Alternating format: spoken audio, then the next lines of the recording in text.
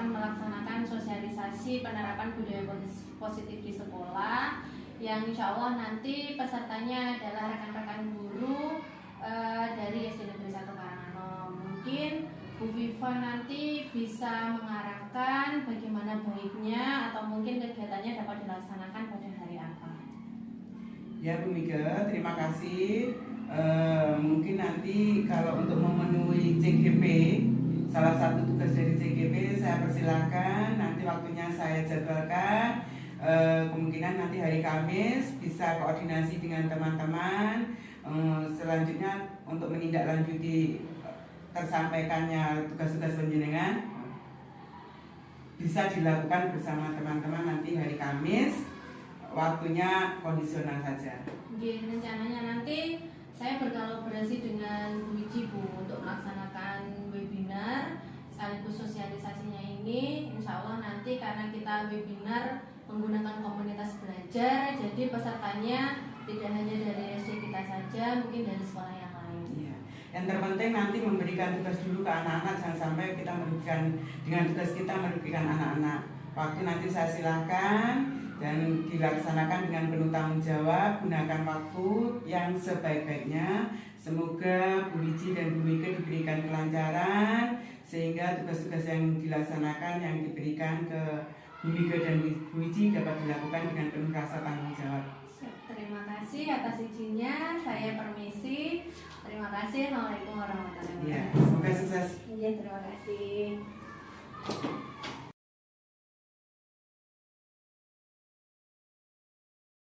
Aman. Aman ya? Ya. Ya, assalamualaikum warahmatullahi wabarakatuh. Waalaikumsalam warahmatullahi wabarakatuh. Yes. Selamat siang saya ucapkan untuk Ibu dan Bapak guru hebat semuanya dimanapun panjenengan berada. Salam sejahtera, Om Swastiastu, Namo Buddhaya, salam kebajikan. Ibu Bapak semua, bagaimana kabar panjenengan hari ini? Sehat ya? Alhamdulillah sehat, Bu. Ya, alhamdulillah. Saya tak berpantun dulu ya, Bu Mika. Ya. Monggo. Naik mobil, kata tiga. Berhenti sebentar, melepas lelah. Jumpa lagi di season 3 dengan materi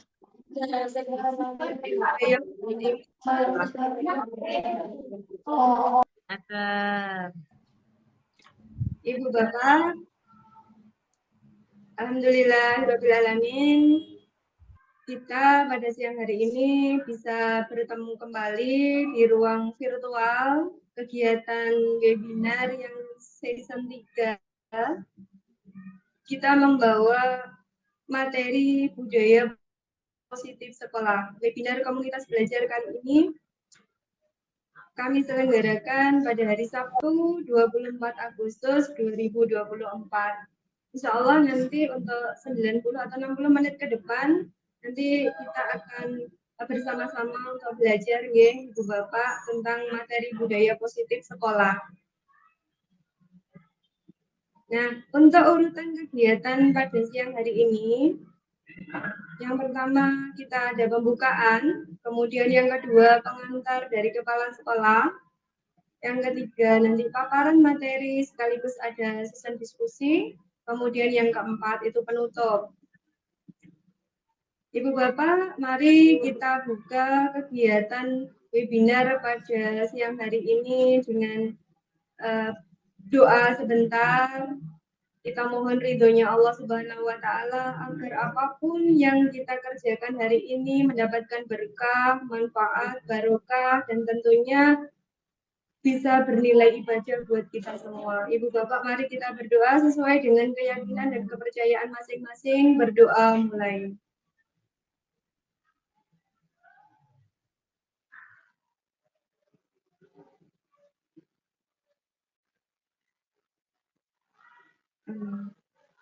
Berdoa selesai. Untuk acara yang kedua, kegiatan yang kedua yaitu pengantar dari kepala sekolah. Kami mohon untuk Ibu Kepala Sekolah kami, Ibu Viva Wulansari SPD, bersedia memberikan prakata, Bu. Monggo wedal kami aturkan panjenengan. Bu Wi, terima kasih waktu yang sudah diberikan ke saya. Bismillahirrahmanirrahim. Assalamualaikum warahmatullahi wabarakatuh. Salam sejahtera bagi kita semuanya. Puji syukur kehadirat Allah Subhanahu wa taala bahwasanya pagi hari ini kita bisa melaksanakan webinar dengan dalam keadaan sehat walafiat. Salawat serta salam semoga selalu tercurahkan kepada junjungan kita Nabi Agung Muhammad Sallallahu Alaihi Wasallam, di mana yang syafaatnya saat kita harapkan di akhir nanti. Bapak Ibu guru hebat yang saya hormati, selamat bertemu kembali di dalam acara Komunitas Belajar SDN 1 Karanganom. Yang pertemuan kali ini mengambil tema budaya positif. Alhamdulillah, penerapan dalam budaya positif ini sangat saya dukung sekali dalam pelaksanaannya yang dilaksanakan dalam webinar ini. Saya sangat merespon sekali. Semoga dalam acara webinar ini bisa membawakan dampak yang lebih positif dalam lembaga kita masing-masing, khususnya SDN 1 Karanganom, dan umumnya Bapak Ibu peserta webinar semuanya yang hadir pada kesempatan kali ini. Bapak Ibu guru hebat, monggo kita simak bersama-sama tentang apa materi-materi yang akan disampaikan oleh Bapak Ibu guru hebat kita di SDN 1 Karanganom ini. Mungkin yang nanti ilmunya khususnya dapat kita ambil di SD saya, yaitu SDN 1 Karanganom, dengan praktik baiknya nanti dalam penerapannya di lembaga kami, itu yang saya harapkan, dan bisa lebih memotivasi Bapak Ibu guru yang ada di seluruh Indonesia yang mungkin pada kesempatan pagi hari ini bisa mendengarkan atau bisa mengikuti acara webinar, yaitu budaya positif. Budaya positif harus diperankan, harus dilaksanakan, harus berkolaborasi kesemuanya, berperan serta semua warga sekolah bertanggung jawab bersama-sama agar budaya positif bisa terlaksana di lembaga kita khususnya dan umumnya Bapak Ibu peserta webinar yang berbahagia, Bapak Ibu guru hebat pada siang hari ini. Mungkin itu yang bisa saya sampaikan Bapak Ibu guru. Ada kurang lebihnya mohon maaf. Wabillahi taufiq wal hidayah. Wassalamualaikum warahmatullahi wabarakatuh. Waalaikumsalam warahmatullahi wabarakatuh. Terima kasih banyak Ibu Viva Wulansari SPD selaku Kepala Sekolah dari SD dan banyak membantu teman-teman untuk semua bermanfaat. Amin, amin, amin. Ya, siap Ibu. Oke, kami lanjutkan ya Ibu Bapak. Berikut adalah profil kami. Pepatah Jawa mengatakan kalau tidak kenal maka tidak peduli.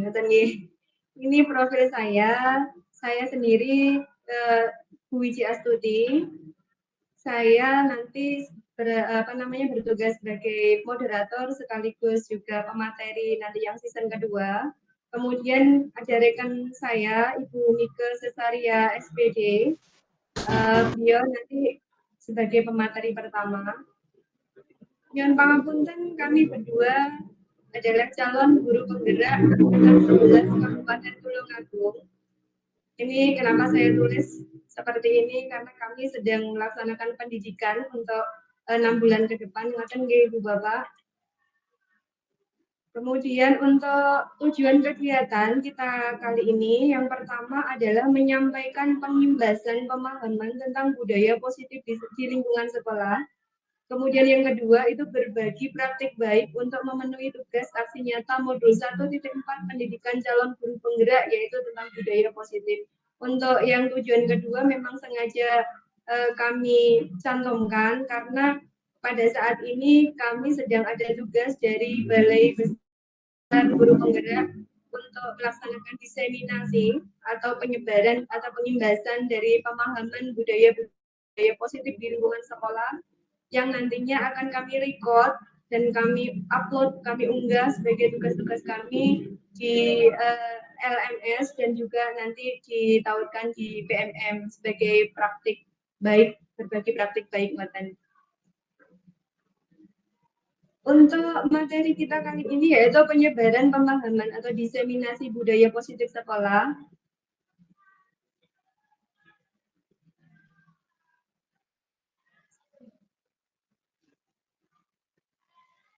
Nun sewu, tadi saya share screen sudah nampak ya Ibu Bapak?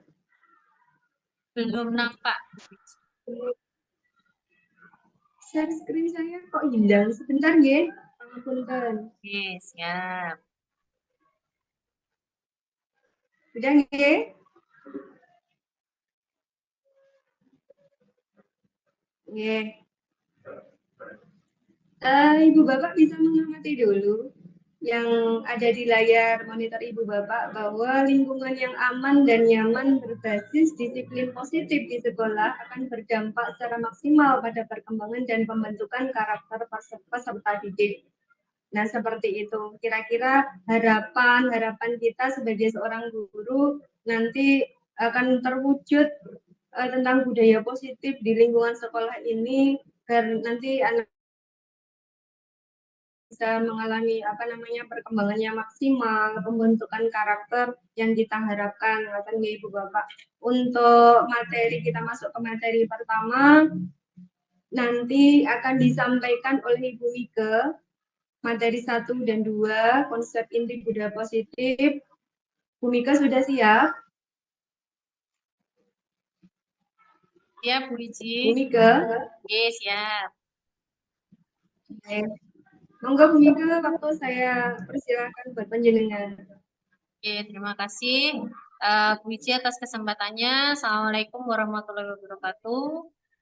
Bapak Ibu guru hebat dimanapun panjenengan berada, perkenankan hari ini kami akan membawakan materi tentang sosialisasi penerapan disiplin positif yang sudah dijelaskan oleh Bu Wiji tadi. Saya nanti akan membahas tentang motivasi perilaku manusia dan posisi kontrol guru.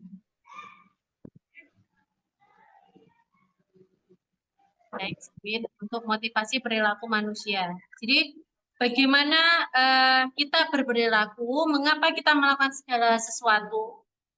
Apakah kita melakukan sesuatu karena adanya dorongan dari lingkungan atau ada dorongan yang lain? Terkadang kita melakukan sesuatu karena kita menghindari rasa sakit atau ketidaknyamanan. Nah, terkadang kita juga melakukan sesuatu untuk mendapatkan apa yang kita mau. Bagaimana menurut Bapak Ibu, nanti bisa disampaikan di kolom chat. Pernahkah Anda, Bapak Ibu, melakukan sesuatu untuk mendapatkan senyuman dari orang lain? Atau Bapak Ibu melakukan sesuatu itu hanya untuk mendapatkan hadiah? Atau mungkin untuk mendapatkan uang. Jadi saya termotivasi agar dapat uang, dapat hadiahnya. Apalagi kira-kira alasan orang melakukan sesuatu, monggo saged sharing di kolom chat, kita buka seluas-luasnya. Kita sifatnya sharing, bukan tanya jawab. Jadi panjenengan nanti bisa memberikan umpan balik ke kita pengalamannya melakukan kegiatan yang berkaitan dengan penerapan disiplin positif. Next, please.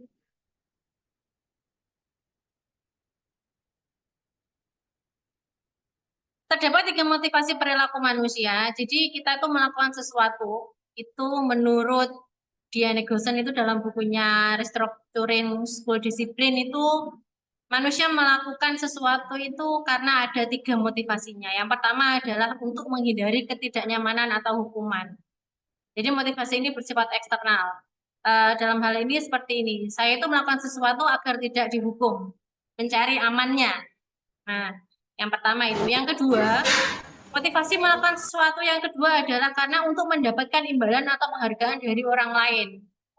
Jadi kita tuh melaksanakan sesuatu karena ada iming-iming penghargaan. Saya mau melakukan ini, katakan kita konteksnya karena kita pendidik ya.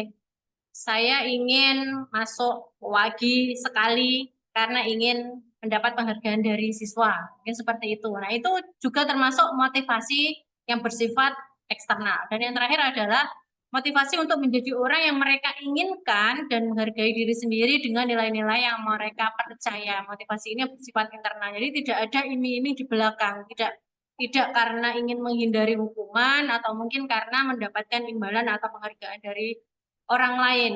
Motivasi ini bersifat internal karena memang kita melakukan sesuatu itu karena kita ingin sikap kita menjadi teladan bagi siswa-siswa kita, atau mungkin karena kita ingin mengembangkan kompetensi diri kita, itu termasuk motivasi yang bersifat internal. Next.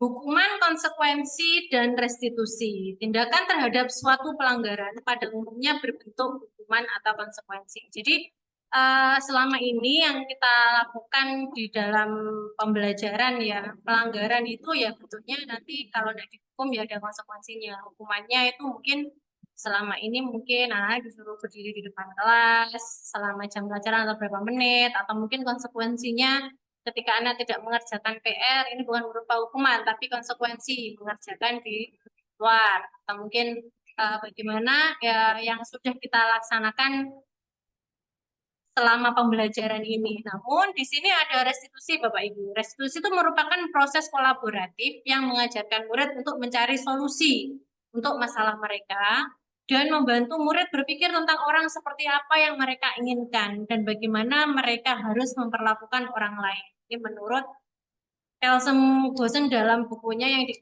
dicetak pada tahun 1996. Jadi bedanya hukuman, konsekuensi, dan restitusi itu adalah hukuman itu tidak terencana atau tiba-tiba.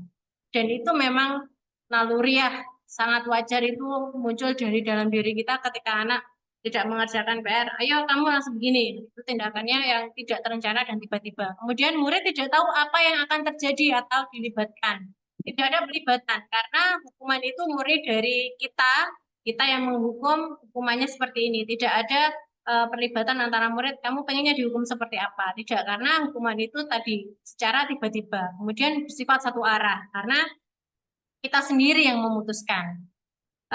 Hukuman itu berupa hukuman fisik atau psikis. Biasanya kalau fisik itu terjadi di kalangan SMA ya, kalau datang terlambat anak-anak itu disuruh lari keliling lapangan atau mungkin masuknya ke dalam sekolah itu harus jongkok, itu berupa fisik. Psikisnya ya mungkin apa ya, bukan bully tetapi lebih ke karena saya itu dihukum itu karena melakukan kesalahan sehingga teman-temannya tahu. Biasanya itu berdiri di depan kelas atau bagaimana, itu psikisnya anak yang masuk. Kemudian konsekuensi. Konsekuensi itu terencana atau disepakati sesuai peraturan. Nah, ini konsekuensi itu biasanya kita lakukan, kalau saya pribadi ya, saya pribadi itu saya lakukan di awal pembelajaran. Bagaimana ketika kita melakukan pembelajaran atau sebelum pembelajaran kita membuat kesepakatan dulu, terus konsekuensinya apa? Misalkan kalau tidak mengerjakan PR, konsekuensinya apa? Nah, itu kita ada kesepakatan yang harus disepakati. Tidak melaksanakan piket nanti bagaimana? Itu ada kesepakatan di awal, itu namanya konsekuensi. Murid tetap dibuat tidak nyaman dalam hal seperti itu ternyata. Dan sikap guru selalu memonitor murid. Ya, kita sebagai pemantau dan pemonitor, karena walaupun konsekuensi itu tadi sudah disepakati kedua belah pihak, antara guru dengan siswa, itu tetap merasa tidak nyaman, karena ketika mereka melakukan sesuatu, mereka ada konsekuensi yang harus dilakukan. 12. Yang terakhir itu adalah restitusi ya. Restitusi itu adalah proses menciptakan kondisi bagi murid untuk memperbaiki kesalahan. Mohon maaf, ini kayaknya ada suara yang masih bocor. Oke. Saya lanjutkan nggih. Enggak apa-apa. Saya ulangi, restitusi itu proses menciptakan kondisi bagi murid untuk memperbaiki kesalahannya, dan proses kolaboratif yang mengajarkan murid untuk mencari solusi sendiri. Jadi kalau konsekuensi tadi disepakati, tapi murid tetap dibuat tidak nyaman karena kita sebagai guru itu memonitor. Kalau restitusi ini kita menciptakan kondisi yang baik untuk memperbaiki kesalahan. Jadi bukan konsekuensi ya, tapi apa ya istilahnya? Kesalahan yang kamu buat akan kamu perbaiki dengan cara yang bagaimana. Itu yang membuat atau yang menciptakan adalah murid sendiri. Tetap kita sebagai guru harus bisa berkolaborasi, kita mengajarkan murid untuk mencari solusinya sendiri. Berikutnya, Bu Iji. Contoh kasus hukuman atau konsekuensi, ini ada contoh, ya. Mungkin nanti langsung di kolom chat mawon kita interaksinya. Eno datang terlambat ke sekolah sekitar 20 menit. Pak Hasan marah sekali karena Eno sudah seringkali terlambat. Tanpa berpikir panjang, Pak Hasan langsung memarahi Eno dan menyuruh berlari keliling lapangan basket sebanyak 10 kali. Ini menurut Bapak Ibu hukuman atau konsekuensi? Monggo, sakit di kolom chat. Termasuk hukuman atau konsekuensi untuk yang Eno. Berikutnya yang kedua, Siti mencoret-coret di buku Tini. Ibu guru meminta Siti segera membersihkan coretan di buku Tini. Nah, ini juga termasuk hukuman atau konsekuensi kah? Yang ketiga, berdiri di depan kelas sambil mengangkat kaki satu karena tidak bisa menjawab pertanyaan. Itu juga termasuk hukuman atau konsekuensi. Membersihkan tumpahan air di meja tulis karena tersenggol pada saat belajar. Dan yang terakhir adalah terlambat hadir di pembelajaran daring selama 15 menit dan diminta untuk tinggal 15 menit sesudah kelas usai untuk membahas ketertinggalan pembelajaran. Jadi hukuman tadi saya review kembali, hukuman itu tidak terencana dan secara tiba-tiba, itu satu arah karena tidak ada kesepakatan. Kalau konsekuensi itu ada kesepakatan antara guru dengan murid yang sudah disepakati, namun ini masih membuat murid merasa tidak nyaman. Dia terima kasih. Nomor 1 hukuman, nomor 2 konsekuensi. Monggo yang lainnya nanti sakit melanjutkan di kolom chat ya. Lanjut Bu Wiji.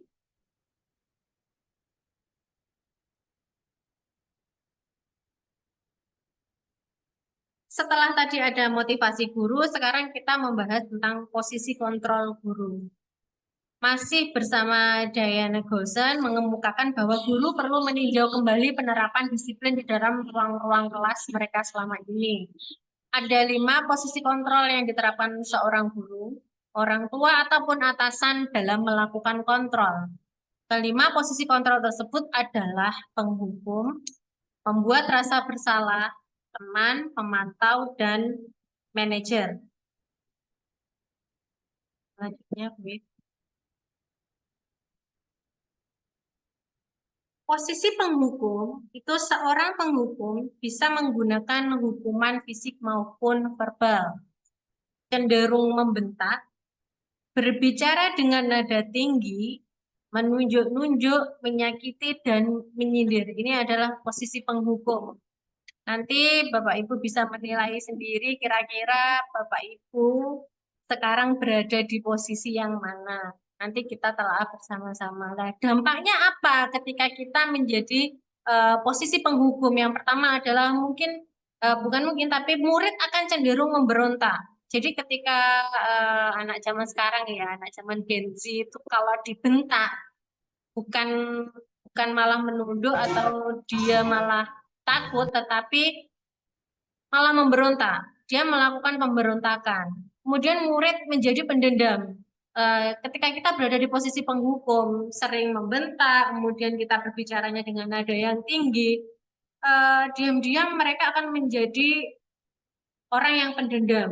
Dan biasanya itu melekat Bapak Ibu di bawah sampai nanti.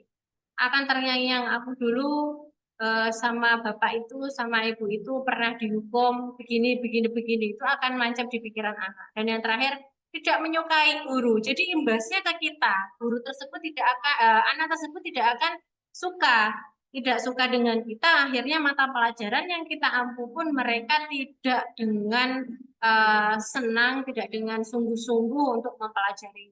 Itu posisi penghukum. Berikutnya kita ke posisi pembuat rasa bersalah. Pembuat rasa bersalah itu suara cenderung melembut ya. Bukan lembut tapi melembut. Jadi yang tadi masih membentak, ini cenderung melembut. Namun mengandung kata-kata yang menyalahkan murid. Jadi lembut tapi masih ada kalimat yang menyalahkan murid. Guru akan menyatakan hal-hal yang merasa kesalahan ada pada murid dengan membuat guru menderita. Jadi mengait-ngaitkan kamu kok tidak suka, kamu tidak kasihan ya dengan saya. Nah itu orang murid, apalagi kita siswanya dari SD ya, kebetulan ini yang bergabung Bapak Ibu guru hebat dari SD. Itu apalagi kalau anak-anak itu di apa kita lontarkan kalimat yang membuat guru menderita di depan murid, itu anak-anak akan, kalau bahasa gaulnya sekarang, baper. Nah ini dampaknya bagaimana? Murid akan merasa bersalah Bapak Ibu. Kemudian mereka akan menyimpan emosi pada diri murid. Emosi kalau tadi itu pendendam, ini dia emosinya tersimpan, hitam di dalam hati. Rendah diri dan menarik diri dari lingkungan. Akhirnya mereka kalau bahasanya sekarang apa? Introvert ya, bahasa anak gaul. Jadi introvert lebih ke aku tak diam saja. Aku kalau misalkan aku melakukan kesalahan, nanti saya salah melakukan sesuatu, nanti saya salah. Cenderung seperti itu ternyata posisi pembuat rasa bersalah. Berikutnya, yang ketiga adalah posisi teman. Nah, kalau tadi di posisi merasa bersalah, tadi suaranya melembut, di sini suara guru akan ramah. Kemudian cenderung bersenda gurau untuk menghangatkan suasana. Jadi bahasanya gesti, ya sudah ke arah ngobrolnya itu sudah bersenda gurau untuk apa? Untuk menghangatkan suasana tadi, menciptakan rasa aman dan akrab dengan murid. Nah, namun dampaknya murid akan cenderung bergantung pada satu orang. Jadi kalau kita itu cenderung bersenda gurau dengan salah satu murid itu, murid tersebut akan cenderung pada kita saja. Padahal dalam sekolah walaupun bukan wali kelasnya ya, guru itu ya Bapak Ibu guru yang ada di sekolah itu ya Bapak Ibu gurumu. Bukan guru atau wali kelasmu itu yang hanya kamu hormati. Tapi ya itu tadi, karena kita masih berada di posisi yang nyaman tadi sebagai teman, murid akan cenderung bergantung kepada satu orang. Kemudian menjadi kurang mandiri dan tidak bisa berpikir untuk diri sendiri. Karena kita terlalu, apa ya bahasanya, ketika ada keluhan dari siswa, kita oh, bagaimana nak? Apa yang kurang bisa Ibu bantu? Ternyata itu juga tidak menyelesaikan masalah. Ya ada memang karakter anak-anak itu yang kita jadikan bestie sehingga mereka malah semakin semangat. Oh, ternyata Bapak Ibu guru saya itu ini loh sama saya. Biasa loh saya seperti dianggap seperti anaknya sendiri yang bukan anak yang guru, tapi memang saya anaknya gitu. Tapi ada juga yang mohon maaf bahasanya akhirnya lama. Jadi aku kalau nggak dengan guru ini aku nggak mau. Aku kalau misalkan nggak bisa mengerjakan, aku harus dibantu minta bantuan. Seperti itu. Itu posisi teman. Yang keempat adalah posisi pemantau atau monitor. Itu dengan suara datar, tidak emosional, serius, dan tidak bernada tinggi. Jadi ini datar, flat, B aja, biasa saja. Membangun citra positif dan cenderung formal. Jadi bahasanya itu formal, kamu jangan seperti ini, tapi datar, belum ada penekanan. Terus guru mengarahkan murid pada peraturan dan konsekuensinya.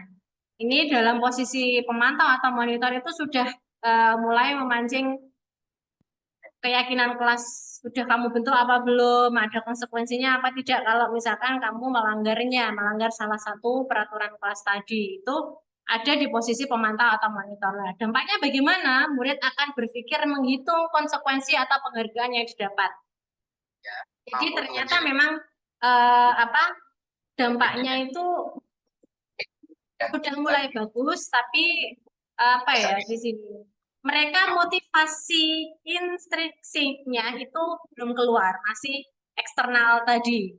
Karena saya itu melakukan konsekuensi, saya sudah dihukum berapa kali ya, gitu. Oh, tapi saya sudah mendapatkan penghargaan loh. Kata Bu ini, saya kemarin dapat 100, saya dapat bintang. Kata Pak ini, saya kemarin waktu PJOK bisa loh lari 100 meter bolak-balik ping 4, akhirnya saya dikasih reward. Nah, itu murid akan cenderung menghitung konsekuensi dan penghargaan yang mereka dapat dan tidak sepenuhnya menjadi siswa yang mandiri. Nah, yang terakhir, Bu Wiji. Dari kekuasaan atau power. Di posisi manajer itu, nah ini Bapak Ibu, suaranya netral, tidak emosional,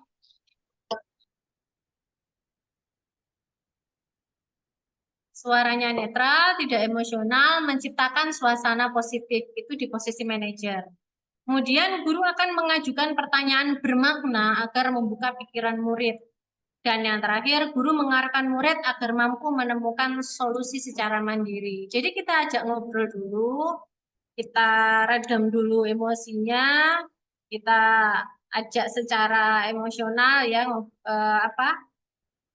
meredam emosi anak itu sangat penting karena ketika anak melakukan sesuatu ini saya ambil contoh ketika ada 2 anak yang sedang bertengkar kemudian selesai dipisah duduk bersama langsung kamu tadi ngapain itu anak akan belum stabil kan ya belum stabil jadi posisi manajer ini adalah bagaimana kita bisa mengajukan pertanyaan bermakna untuk membuka pikiran murid jadi memang dengan nada yang netral suaranya enggak karena mungkin kita tahu si anak ini yang salah yang bertengkar duluan yang memulai duluan dengan yang si B ini korbannya tapi kita harus bersikap karena kita sebagai manajer dua-duanya kita melakukan yang sama dengan suara netral tadi untuk membuka pikiran murid. Nah, dampaknya bagaimana? Murid akan mandiri, Bapak Ibu. Kemudian mereka akan merasa percaya diri. Dan yang ketiga, mampu menemukan solusi dan dapat belajar dari kesalahan. Jadi kalau memang bahasa itu netral ya, dari kedua belah pihak yang berseteru, ini tadi saya ambil contoh mereka yang sedang bertengkar. Kalau kita memang merasa bahasa kita itu netral, murid ini tidak akan berpikiran, oh ibu ini lebih membelaku. Mereka tidak akan berpikiran seperti itu kalau misalkan kita berada di posisi manajer.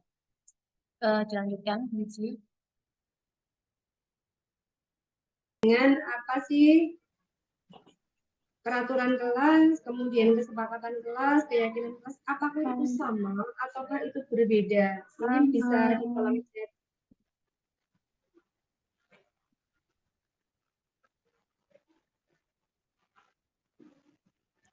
Biasanya kita menyamaratakan ya Ibu Bapak, peraturan kelas itu ya kesepakatan kelas dan juga keyakinan kelas.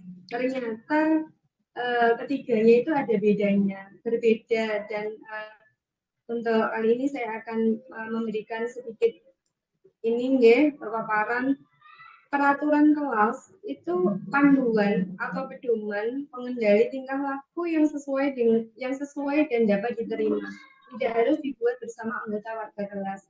Biasanya peraturan ini sudah kita kita adakan kita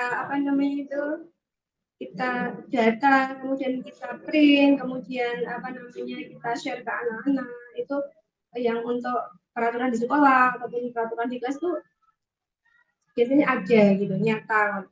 Sedangkan untuk kesepakatan kelas itu sekumpulan kesepakatan yang disusun dan disetujui oleh semua warga di kelas, melibatkan seluruh warga kelas.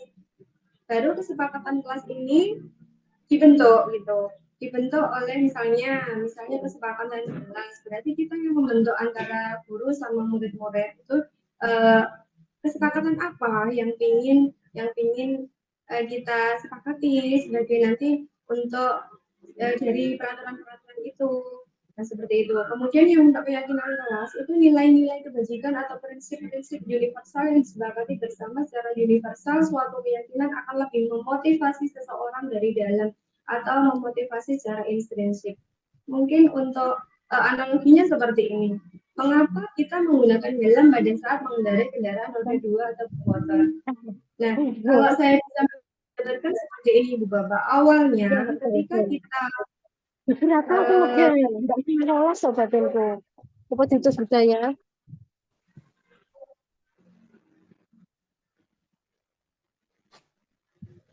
Monggo dilanjut.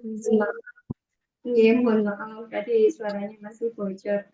Untuk analoginya seperti ini, Bu Bapak.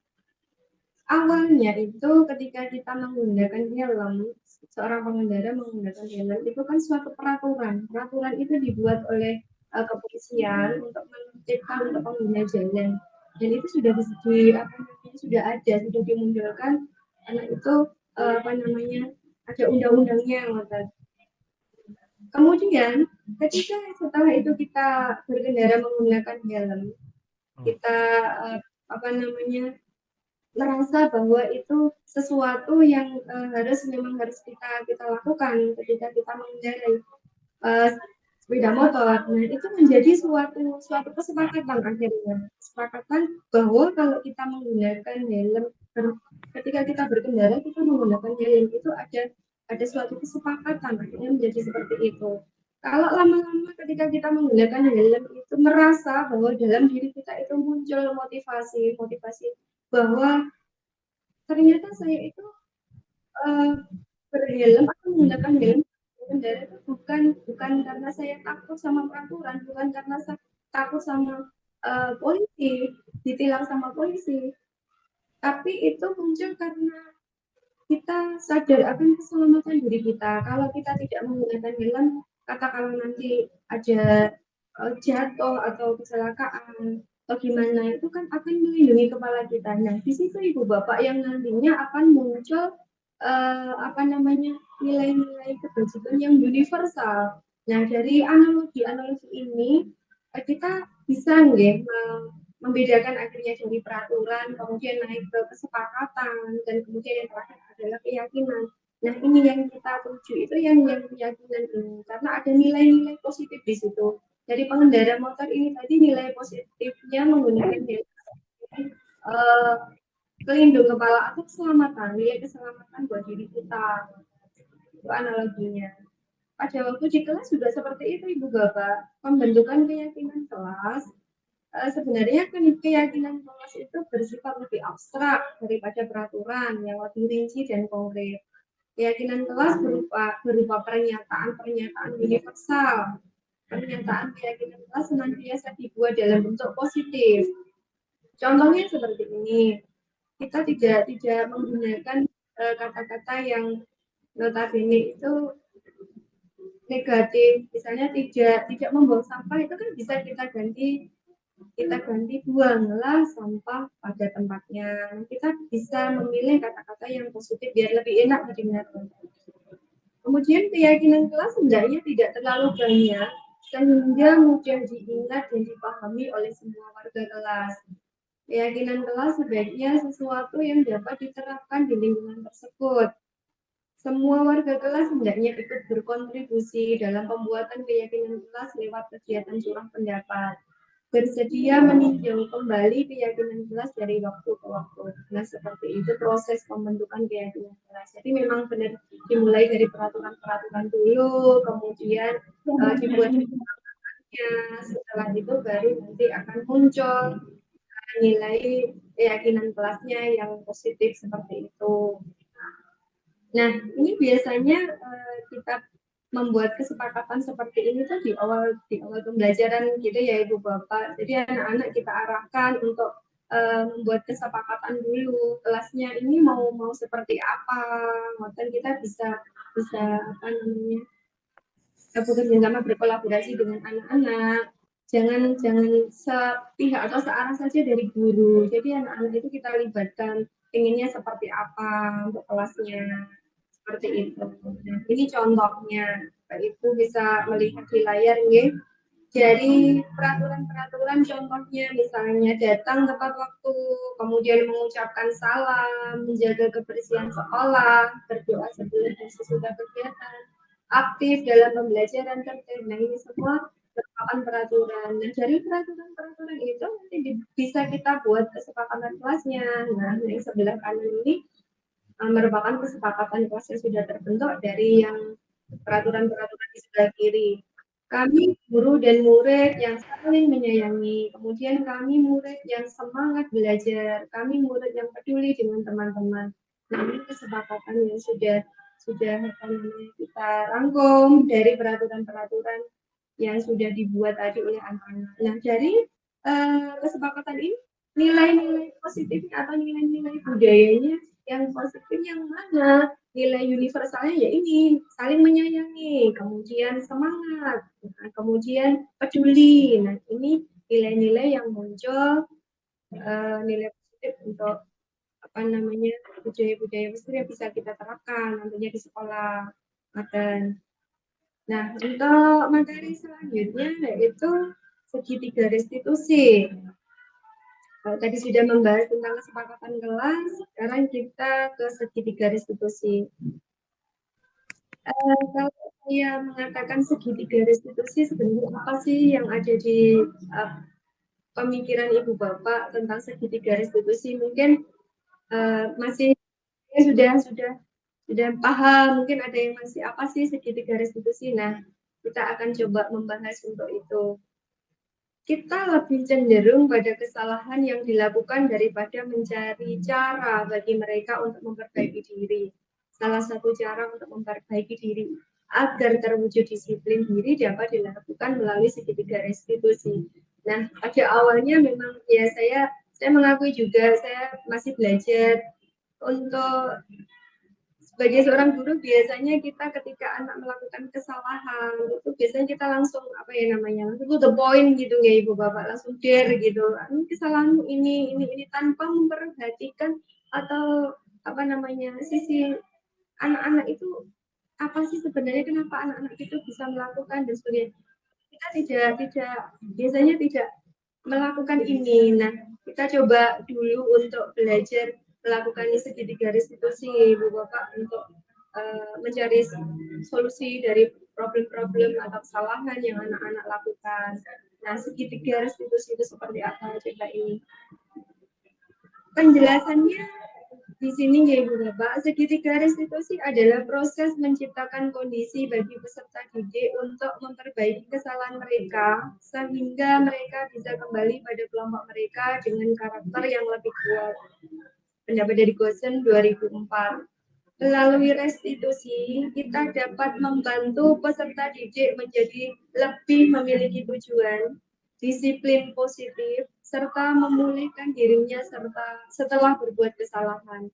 Kemudian membantu peserta didik untuk jujur pada diri sendiri, mampu merefleksikan diri dan mengevaluasi dampak dari kesalahan yang dilakukan. Restitusi memberikan penawaran bukan paksaan. Jadi kita menyikapinya dari hati ke hati seperti itu ya Ibu Bapak. Nah, untuk segitiga restitusi sendiri ada 3 tahapan. Yang pertama yaitu menstabilkan identitas, kemudian yang kedua validasi tindakan yang salah, dan yang ketiga menanyakan keyakinan. Nah, untuk ciri-ciri restitusi itu ada 9 ya Ibu Bapak. Yang pertama, belajar dari kesalahan, bukan menebus kesalahan. Kemudian yang kedua, memperbaiki hubungan. Yang ketiga, menawarkan bukan memaksa. Yang keempat, restitusi diri adalah cara terbaik. Kemudian yang kelima, menuntun untuk melihat ke dalam diri. 6. Mencari kebutuhan dasar yang mendasari tindakan. Kemudian yang 7. Berfokus pada karakter bukan tindakan. 8. Berfokus pada solusi. Dan 9. Mengembalikan murid yang berbuat salah pada kelompoknya. Itu ciri-ciri restitusi. Nah, ini 3 langkah dalam segitiga restitusi. Yang pertama tadi menstabilkan identitas, yaitu untuk mengubah identitas anak dari orang yang gagal karena melakukan kesalahan menjadi orang yang sukses. Kemudian yang kedua itu validasi tindakan yang salah. Setiap tindakan kita dilakukan dengan suatu tujuan, yaitu memenuhi kebutuhan dasar. Yang ketiga, menanyakan keyakinan untuk dihubungkan dengan nilai-nilai yang dia percaya dan berpindah menjadi orang yang dia inginkan. Sebenarnya ini ada video Bu Mega atau Ibu Bapak yang lainnya. Coba saya mau memutarkan. Oke. Salam dan bahagia Ibu dan Bapak guru hebat. Pada video kali ini kita akan membahas tentang salah satu program disiplin positif yang diterapkan di lingkungan sekolah yang dikenal dengan nama restitusi.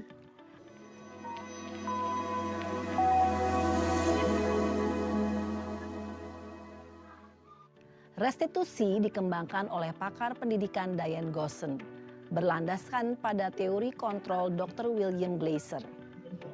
Segitiga restitusi adalah suatu proses dialog yang dijalankan oleh guru atau orang tua agar dapat menghasilkan murid yang mandiri dan bertanggung jawab.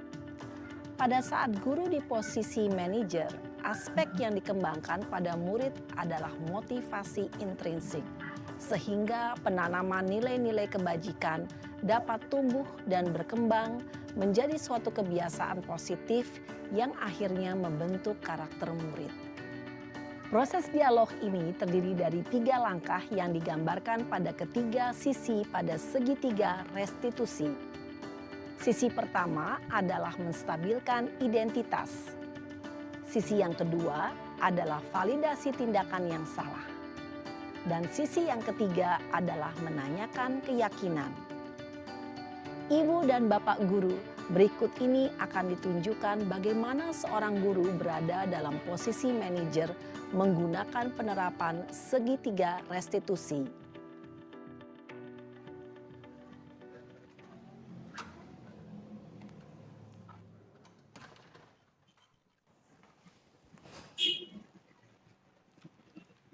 Siang Sarah.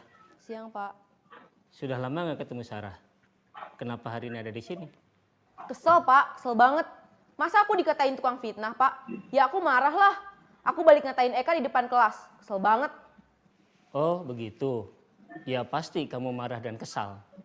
Bapak juga akan marah apabila ada yang menuduh Bapak seperti itu.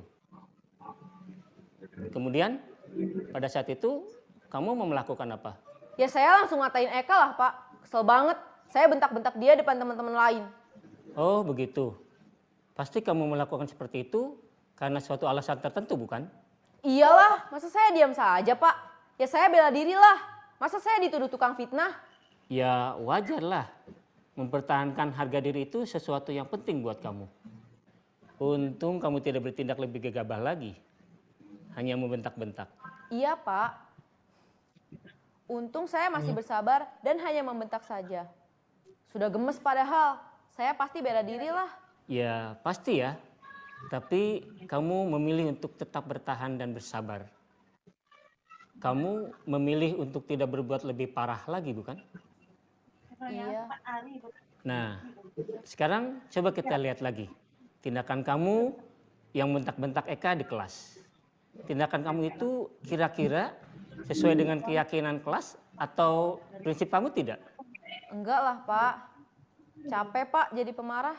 Jadi keyakinan atau prinsip mana yang kurang sesuai dengan keinginan kamu? Ya, saya sebenarnya sangat menghargai orang lain. Saat itu saya menjadi emosi. Jadi tidak menunjukkan sikap itu.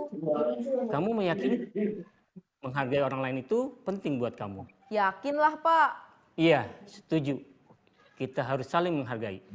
Namun ada juga keyakinan yang kita sepakati yang perlu kita jalankan apabila kita sedang marah bukan?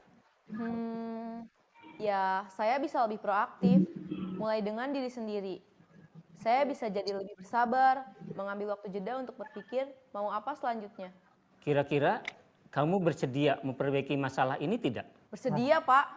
Kalau kamu memperbaiki masalah ini, kamu akan menjadi orang seperti apa? Saya akan menjadi orang yang bertanggung jawab kali ya, Pak. Dan senantiasa proaktif. Iya, menurut kamu bagaimana rasanya menjadi orang seperti itu? Ya nyaman lah, bangga bisa bersabar dan menahan diri. Baiklah kalau begitu. Yuk kita pikirkan bagaimana memperbaiki masalah ini.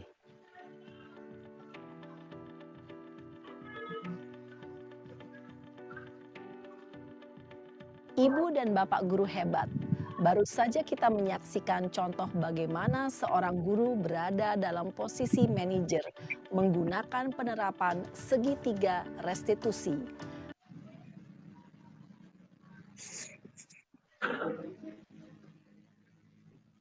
Nah, itu tadi video tentang segitiga restitusi ya Ibu Bapak. Jadi penerapannya seperti itu.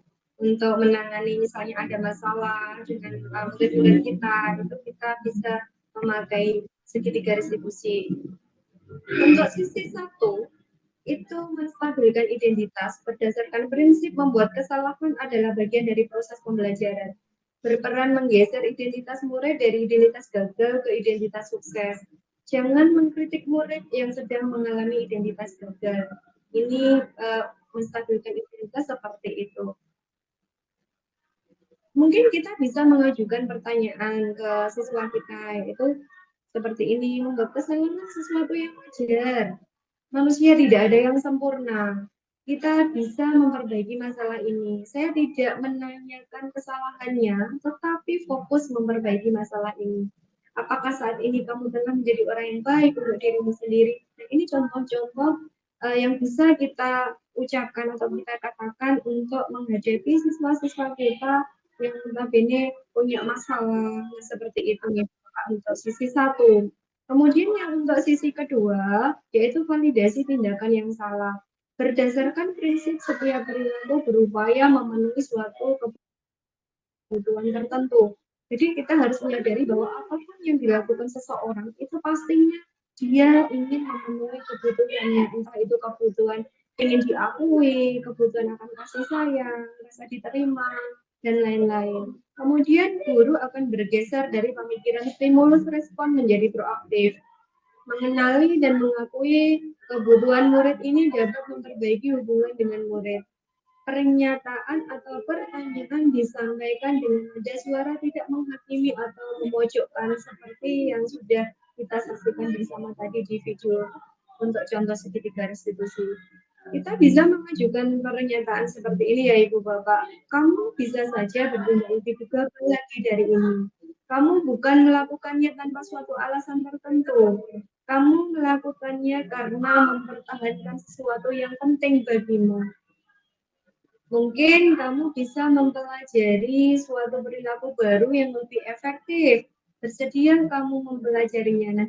Nah, kedengaran kan lebih bersahabat dan lebih enak gitu. Kemudian yang untuk sisi 3 itu menanyakan keyakinan. Teori kontrol menyatakan bahwa pada dasarnya kita termotivasi secara intrinsik dari motivasi dari dalam ya. Saat berperilaku telah divalidasi dan identitas sukses telah stabil, maka murid telah siap mengaitkan keyakinannya dengan tindakannya yang salah tadi. Nah, kita bisa mengajukan pertanyaan sebagai berikut. Sebagai keluarga atau kelas, apa yang kita yakini? Nilai-nilai apa yang kita sepakati? Seperti apa gambaran sebuah kelas yang ideal bagi kamu? Kamu ingin menjadi orang seperti apa? Nah, seperti itu. Saya rasa untuk video yang sudah kita putarkan tadi sudah sangat memberi contoh ya Ibu Bapak bagaimana kita sebagai seorang guru itu bersikap untuk menangani siswa-siswa kita. Jadi kita tidak menghakimi mereka.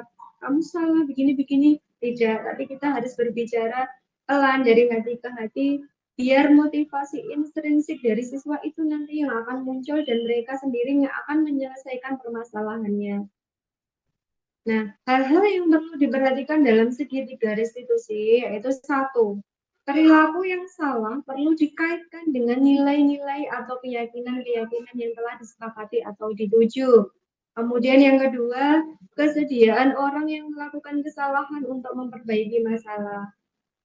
Yang ketiga, pemecahan masalah sebisa mungkin relevan atau memiliki hubungan dengan masalah yang ada. Yang keempat, perlu adanya suatu usaha perbaikan dari pihak yang berbuat kesalahan. 5, perlu didedikasikan waktu dari pihak yang berbuat kesalahan. Tanyakan kapan akan mulai diberlakukan usaha untuk memperbaiki kesalahan tersebut.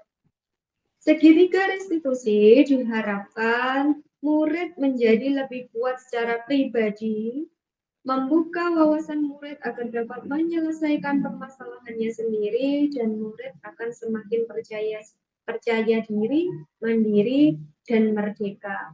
Konten seperti itu yang memang kita harapkan ya Ibu Bapak, kita sebagai seorang guru bisa memfasilitasi anak-anak didik kita untuk bisa pendidikan yang berpusat pada murid. Nah, restitusi dalam penerapan disiplin sekolah. Restitusi dalam konteks penerapan disiplin di sekolah mengacu pada upaya memperbaiki hubungan dan pemulihan yang melibatkan siswa, guru, maupun warga sekolah lainnya. Konsep ini tidak hanya berfokus pada hukuman atau sanksi, tetapi juga pada pemahaman, pertobatan, dan pemulihan hubungan yang mungkin terganggu oleh perilaku yang melanggar aturan sekolah. Dalam penerapan disiplin yang berorientasi restitusi, tujuannya adalah untuk mengajarkan siswa tanggung jawab dan akibat dari tindakan mereka. Ini juga memberi siswa kesempatan untuk memperbaiki kesalahan mereka dan menjadi anggota yang lebih baik dalam sekolah. Nah, sebelum kita masuk ke diskusi dan pembahasan tentang miskonsepsi, saya bisa menyimpulkan ke Ibu Bapak, penerapan segitiga restitusi itu sangat penting, tapi untuk kasus-kasus tertentu memang tidak semuanya bisa kita atasi dengan segitiga restitusi. Misalnya kalau kasusnya itu sudah sesuatu yang sudah melanggar hukum atau yang levelnya itu sudah lebih tinggi, maka kita tidak bisa melakukan segitiga restitusi untuk memvalidasi tindakan yang salah. Itu langsung kita bisa di sisi yang ketiga. Terus untuk restitusi sendiri itu nanti boleh kemarin itu kami juga mendapatkan revisi dari materi untuk segitiga restitusi itu tidak harus semuanya kita lakukan gitu. Dari ketiga fasenya itu tidak kita lakukan ya. Ketika kasus-kasusnya itu memang berbeda dari yang biasa seperti contoh-contoh tadi yang sudah ada di video. Baik Bu Mika, saya rasa untuk 2 materi yang terakhir dari saya sudah cukup. Nah, ini waktu saya kembalikan kepada panjenengan sebagai moderatornya untuk diskusi dan pembahasan tentang miskonsepsi. Oke, terima kasih Bu Wiji atas pemaparan yang luar biasa tadi terkait dengan keyakinan kelas dan segitiga restitusi. Sedikit menambahkan dari Bu Wiji bahwa memang betul keyakinan kelas itu sangat penting kita buat sebelum ini masih di awal-awal, ya. Kita buat keyakinan kelas bersama murid-murid kita di kelas, kita sepakati, kita buat kalimat positifnya sehingga terbentuk keyakinan kelas yang mana keyakinan kelas ini dapat diterapkan untuk semua mata pelajaran, tidak hanya kita sebagai guru kelas, mungkin di guru mapel yang lain itu bisa menerapkan keyakinan kelas tersebut, atau mungkin pada pelajaran tertentu seperti PJOK atau agama itu bisa ditambahkan poin-poinnya. Intinya kita wajib membuat keyakinan kelas tersebut. Terkait dengan segitiga restitusi, memang benar posisi manajer ya, karena segitiga restitusi tadi berawal dari kita sebagai posisi manajer, bukan sebagai penghukum lagi atau pemantau atau tipe yang lain. Kita sudah sebagai manajer yang kita membuat siswa itu menjadi lebih mandiri dan bertanggung jawab dalam mencari solusi atau permasalahan yang mereka lakukan. Baik Bapak Ibu, karena materi kita pagi ini siang hari ini sudah selesai, baik dari materi 1 dan materi 4. saatnya kita melakukan diskusi dan pembahasan tentang miskonsepsi. Setuju kan Bapak dengan pernyataan-pernyataan berikut ini? Jadi ada 4 pernyataan, Ibu Bapak. Yang pertama, jika murid sudah mendapatkan restitusi, maka dia tidak perlu lagi memperoleh konsekuensi dari aturan yang ada. Ini setuju nah pembuatan. Kemudian semua masalah yang berkaitan dengan budaya positif diselesaikan dengan restitusi. Jadi semua masalah yang ada itu bisa diselesaikan dengan restitusi. Itu setuju atau tidak? Penerapan budaya positif berarti tidak ada aturan atau konsekuensi. Apakah kalau kita sudah menerapkan budaya positif tidak ada aturan lagi atau tidak ada kesepakatan lagi atau mungkin tidak ada konsekuensi lagi apabila kita melanggar salah satunya. Dan yang terakhir, dengan membuat keyakinan kelas dan ditempelkan di depan kelas, maka sudah cukup. Tidak perlu ada tindak lanjut, tidak ada konsekuensi, atau tidak ada refleksi. Jadi, saya sudah nih membuat keyakinan kelas, sudah saya tempelkan, sudah saya sepakati dengan anak-anak di kelas.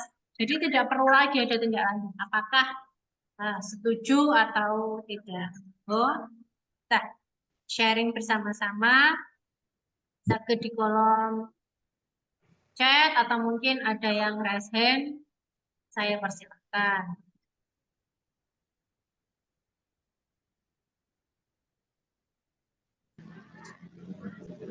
Monggo kalih pengalaman panjenengan.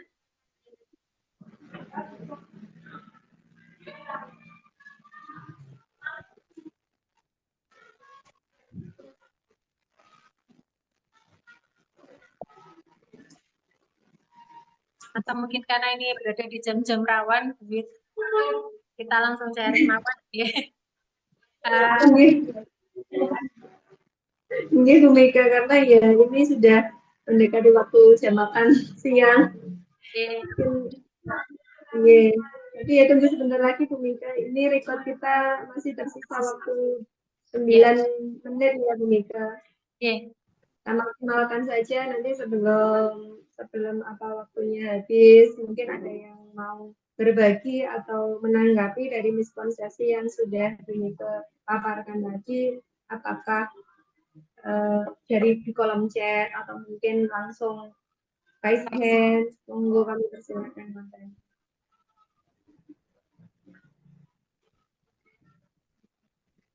Ini Bu Mega. Dari Bu Sepertinya Risma. ada.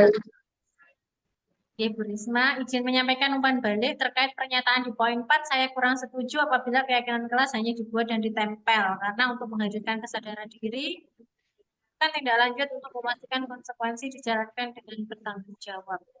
Terima kasih Bu Risma atas umpan baliknya.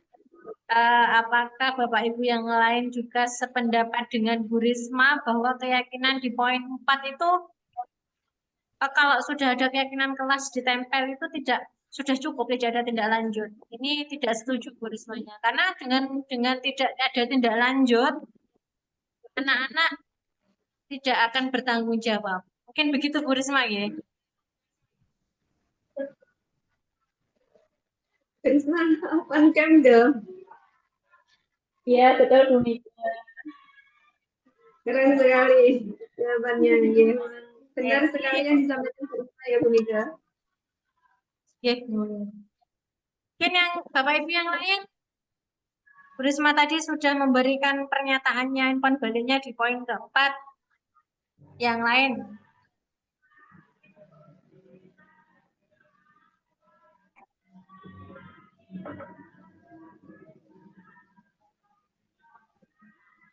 Atau mungkin ada Bu Mega, mungkin ada yang mau bertanya atau mungkin mau berbagi masalah-masalah apa-apa gitu di SD-nya atau di sekolahnya Ibu Bapak semua, kita juga bisa saling berbagi kan ya Bu Mega. Oke, ada Pak Jamal yang raise hand. Monggo Pak Jamal. Oke, terima kasih Bu atas waktunya. Terima kasih Bapak Ibu izin memberikan tanggapan ataupun pendapat nggih. Nggih, monggo Pak. Memang benar yang disampaikan oleh Bu Risma bahwasanya harus ada tindak lanjut. Suara saya jelas nggih Bapak Ibu? Sangat jelas Pak Jamal. Nggih. Tetapi kembali secara prinsip bahwasanya untuk keyakinan kelas secara prinsip yang telah dipaparkan oleh Bu Mika ataupun Bu Wiji, bahwasanya keyakinan kelas itu merupakan kesepakatan dari seluruh anggota warga kelas. Nah, dari situ maka sebetulnya yang perlu kita tekankan itu adalah bagaimana menumbuhkan dan meningkatkan kesadaran anak-anak murid-murid kita bahwasanya budaya positif itu merupakan tanggung jawab kesadaran bersama. Jadi meskipun nanti tidak ada konsekuensi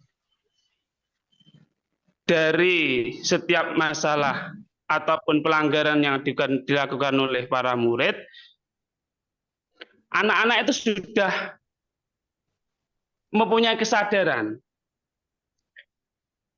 Jadi mengacu pada prinsip yang telah dikemukakan tadi, bahwasanya sebetulnya untuk keyakinan kelas itu adalah poinnya bagaimana kita bisa menumbuhkan, mengembangkan, dan meningkatkan kesadaran peserta didik kita dalam menerapkan, mengamalkan budaya positif itu dalam keseharian para murid kita. Jadi nanti misalkan dalam keyakinan kelas itu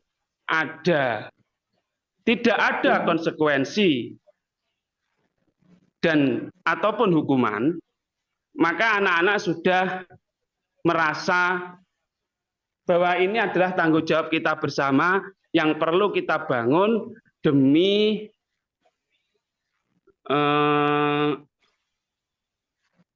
terpecahkannya dari segala masalah yang ada. Mungkin begitu Bu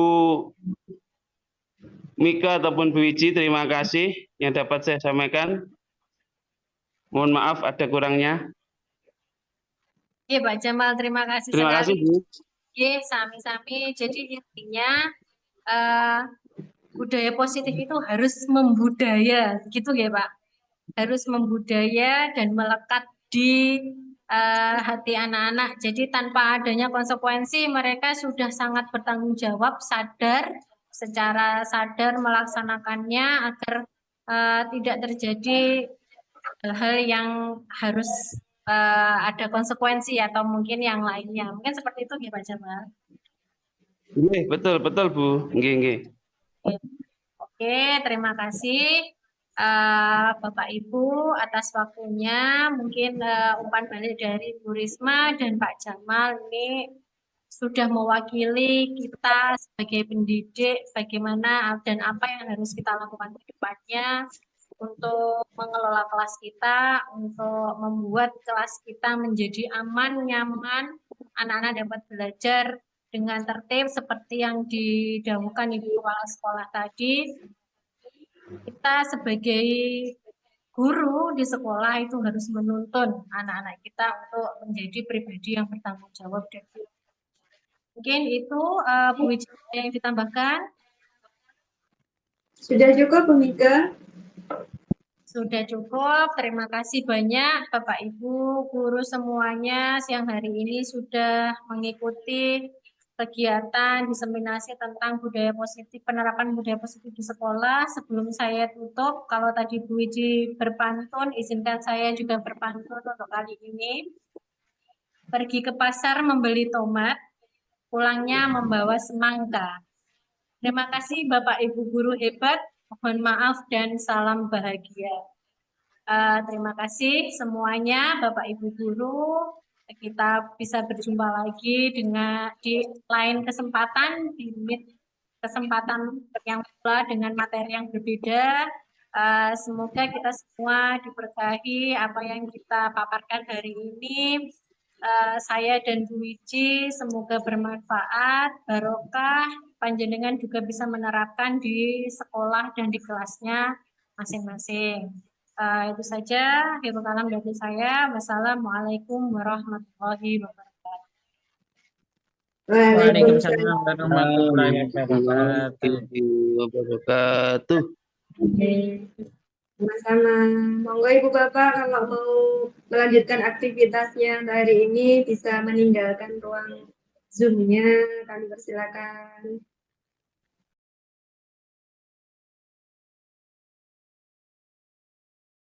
Assalamualaikum warahmatullahi wabarakatuh. Waalaikumsalam warahmatullahi wabarakatuh.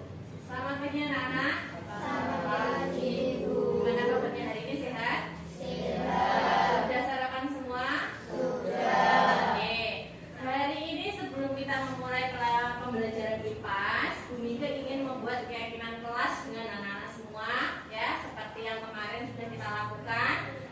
Keyakinan kelas ini nanti anak-anak tuliskan dalam sticky note.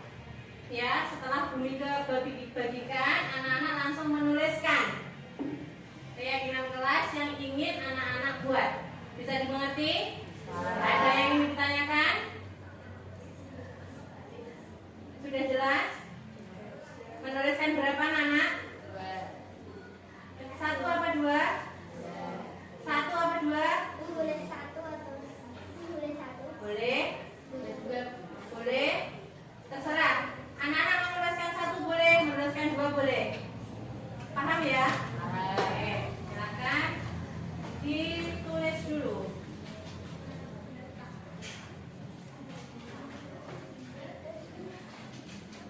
Keyakinan kelas apa yang ingin anak-anak? Oke anak-anak, sudah semua menulisnya? Sudah. Sip, silakan secara bergantian tempelkan di depan pada kolom kesepakatan kelas 6. Silakan. Boleh ditempel satu-satu.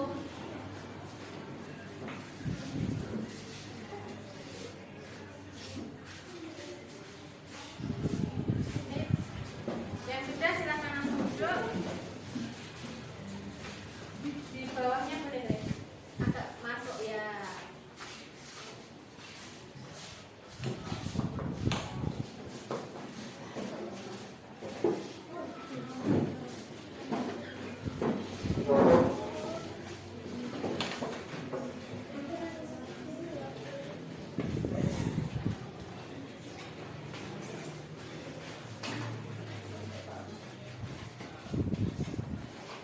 Ya anak-anak, terima kasih. Kesepakatan kelas sudah kalian tulis, sudah kalian tempelkan di depan. Sekarang kita buat kalimat positifnya, ya. Dari keyakinan kelas, kesepakatan kelas yang sudah anak-anak buat tadi. Kalimat positif yang pertama adalah Bu Mika aja ya. Tidak boleh membuli teman. Berarti kalimat positifnya apa? Saling rukun. Oke, saling rukun.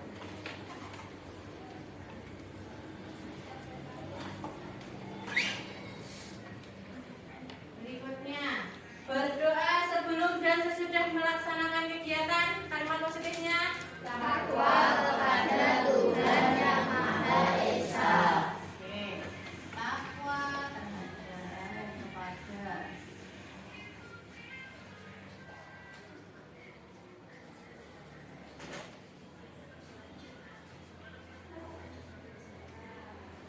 Berikutnya, kalian menuliskan tidak boleh datang terlambat ke sekolah.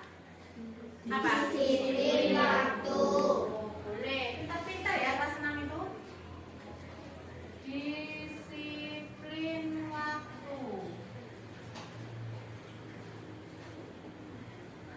Lagi, tidak boleh membuang sampah sembarangan.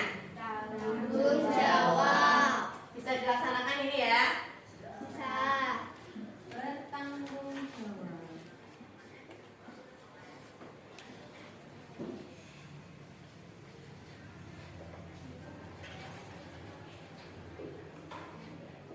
Yang terakhir, harus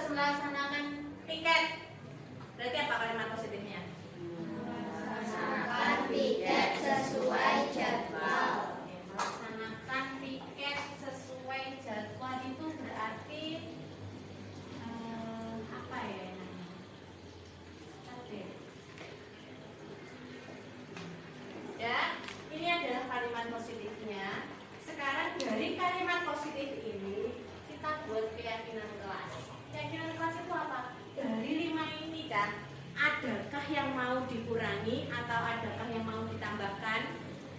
Sudah disepakati? Sudah disepakati ya? Deal ya? Beneran ya?